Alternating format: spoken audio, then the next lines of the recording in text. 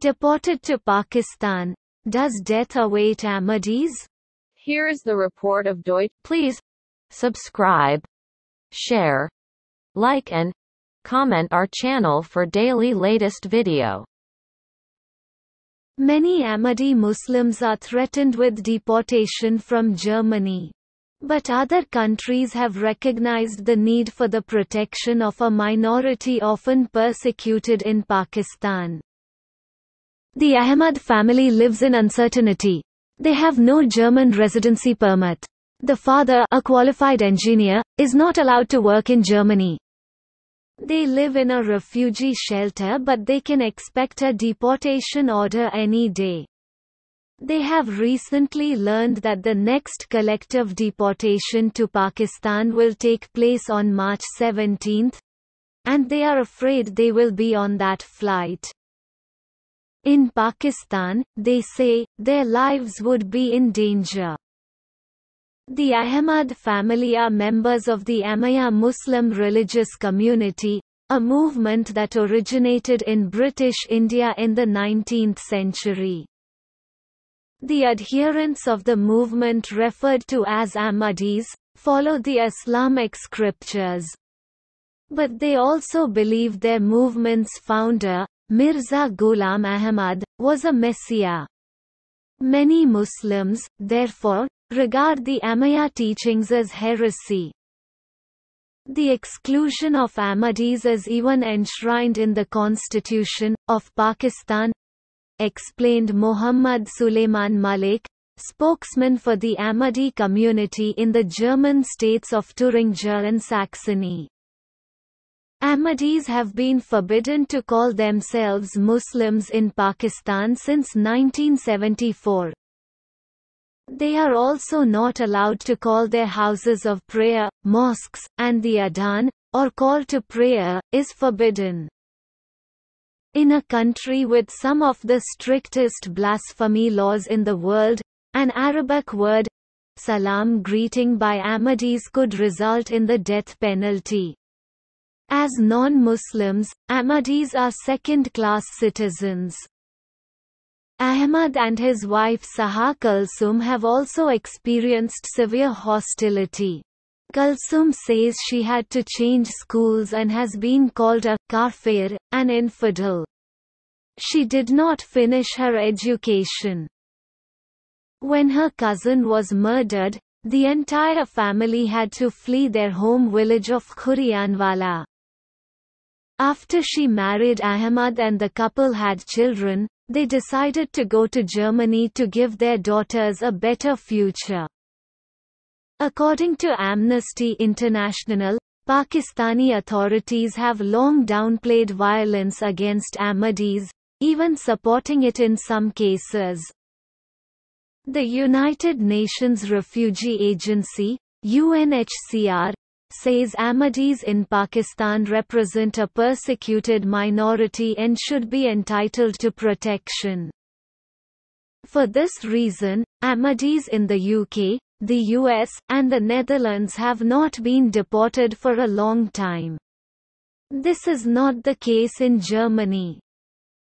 Some 535 Ahmadis are currently being threatened with deportation in Germany. A spokesperson for the Interior Ministry told DW that merely belonging to this religious community is not sanctioned under criminal law in Pakistan.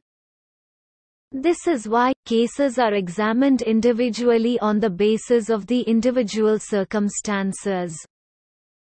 German administrative courts often point to safe places for Ahmadis in Pakistan, for example, to Rabwa, the seat of the largest Ahmadi community in the country. Spokesman Malik was skeptical about this. Ahmadis in Pakistan are not safe anywhere, he said. Ahmadis are also regularly murdered in Rabwa. For Malik and the Saxony Refugee Council, the deportations, which are now becoming more frequent, are politically motivated. After the pandemic put them on hold temporarily, the council claims that the German government wanted to make their mark with a tough migration policy in this important election year.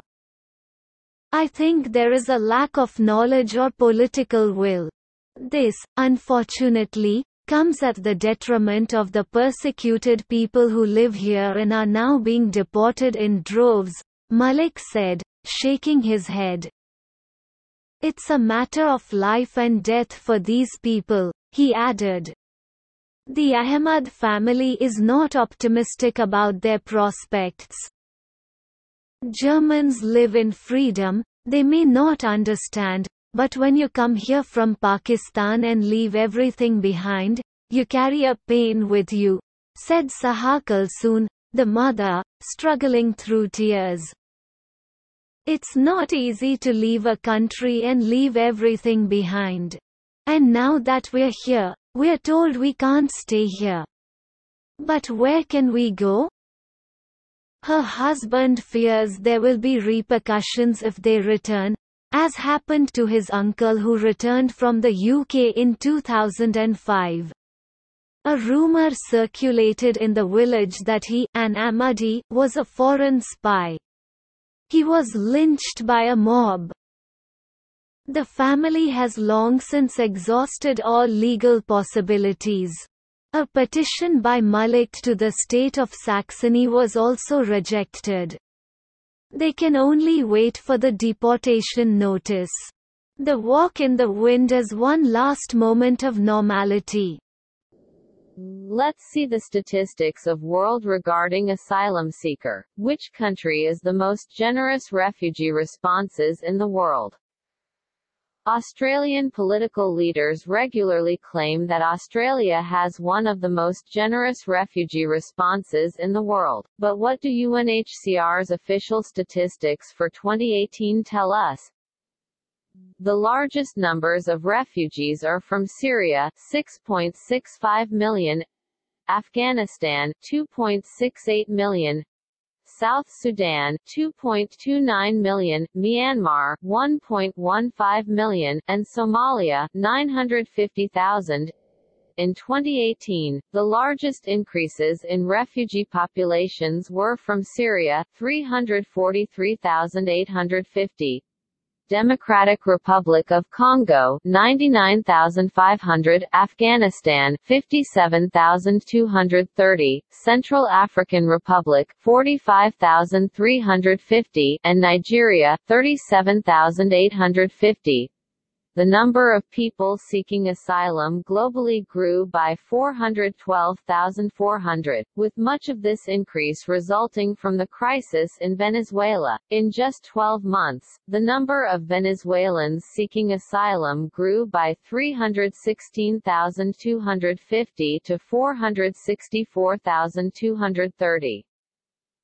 The 5 countries hosting the largest number of refugees as at the 31st of December 2018, according to UNHCR, were Turkey, 3.68 million, Pakistan, 1.40 million, Uganda, 1.17 million, Sudan, 1.08 million, and Germany, 1.07 million. By comparison, Australia's official refugee population was 56,933, 45th overall, 50th per capita and 88th relative to national gross domestic product (GDP). These refugee population figures tell only part of the story.